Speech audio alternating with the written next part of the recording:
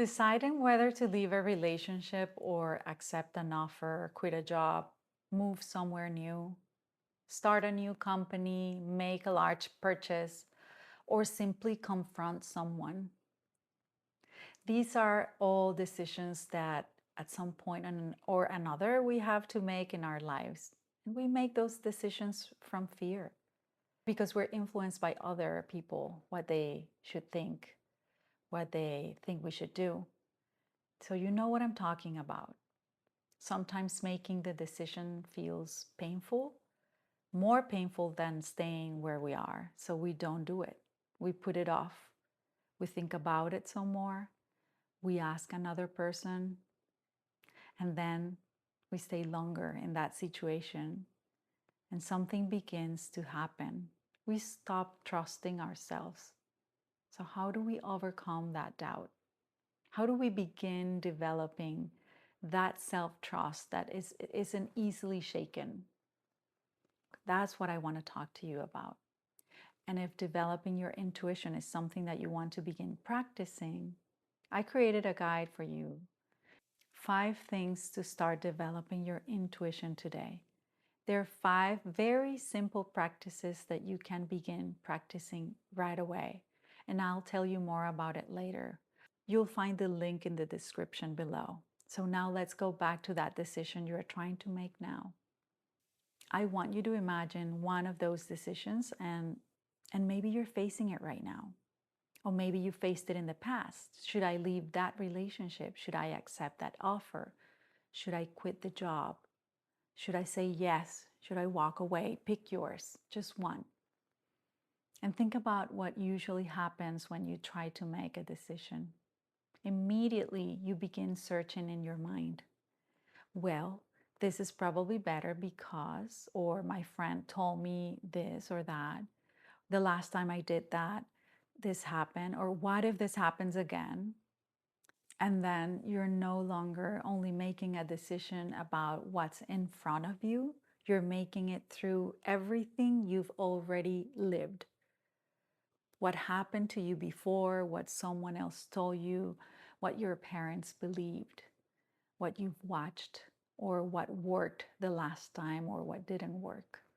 Some of it you're completely aware of, and some of it you're probably not even noticing. There's nothing wrong with this. Our brains retain information for a reason, and memory helps us learn from experience. It helps us recognize patterns. It helps us know ourselves. The problem isn't that we think.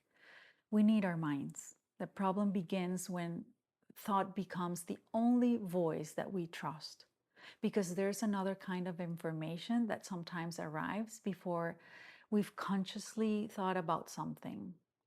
It's a sense, a feeling, a knowing. And that's what I mean when I talk about intuition. For me, intuition, it's our capacity to sense or know something before we've consciously reasoned through it.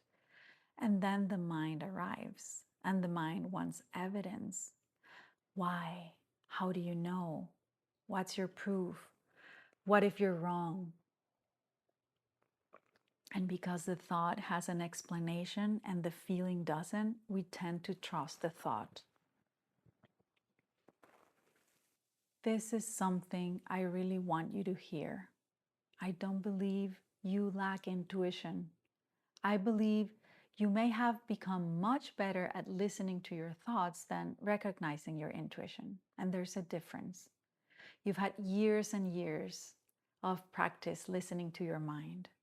But how much practice have you had recognizing those signs? Probably not very much.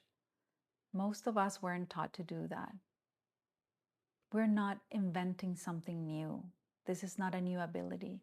It's becoming familiar again with something that has already happened in us. And this is actually what I'm going to show you in the next video. Not how to completely quiet your mind, because I don't think that's even helpful for most of us. I'm going to show you how to begin favoring a feeling over a thought, enough to notice what is there before your mind begins explaining it away. Because there's a very interesting little space and most of us miss it. And I'll link that video for you at the end. But first, there's something you can begin doing today.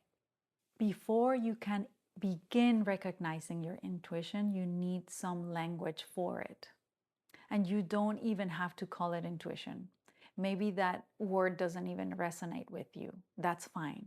Call it a hunch, a nudge, a pull, a knowing, a vibe, a feeling. Just choose your word. Because once you have a name for it, you can begin recognizing it. There it is. You don't have to follow it immediately. You don't have to quit your job tomorrow because you felt something. You don't have to end a relationship because you had a sensation in your body. You don't have to make a huge life decision based on one single moment. That's not what I'm asking you to do. I'm asking you to begin recognizing this signal. Because if you don't even recognize it when it appears, you will always miss it. And then your mind explains it again and talks you out of it. So let's go back to your decision, the one you chose at the beginning. Instead of immediately asking, what should I do? See if you can notice what happened before you began answering the question with your mind. And maybe there's a pull, hesitation. Maybe something opens for you or contracts. Or maybe there's a simple no or a simple yes. And then watch what happens next. Because your mind may immediately say, that is ridiculous. You can't do that. That doesn't make sense. What will people think?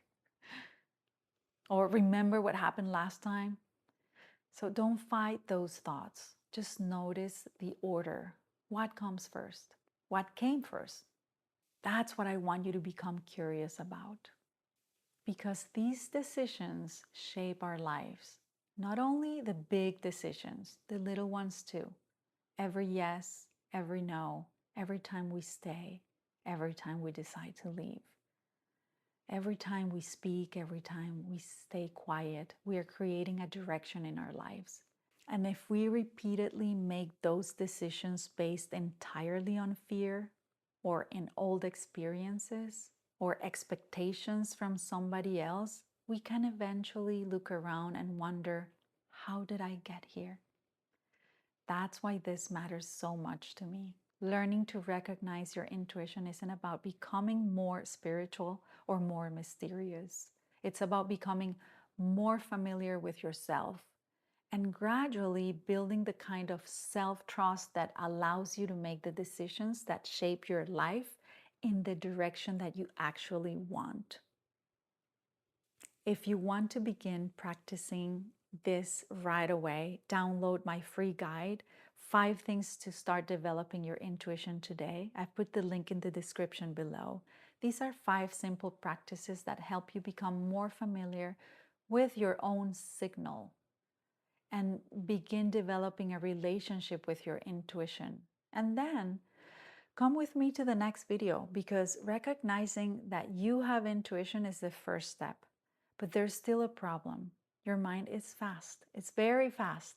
And before you realize what's happening, it can take that little feeling that you just had and give you 20 reasons why you shouldn't trust it. So in the next video, I want to show you how to begin favoring the feeling over the thought without fighting your mind, without trying to stop thinking, and without forcing yourself to make a decision. So watch the next video. I'll see you there.